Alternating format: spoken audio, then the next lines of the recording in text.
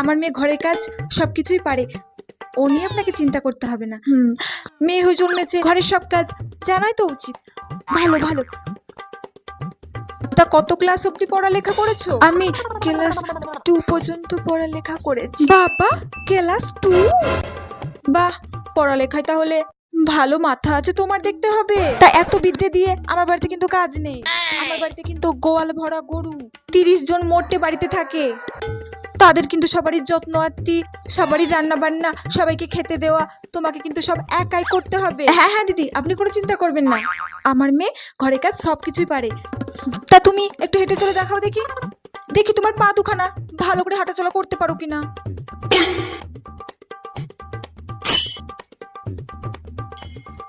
হ্যাঁ হ্যাঁ, ঠিকঠাকই আছে, এসো এসো বসো।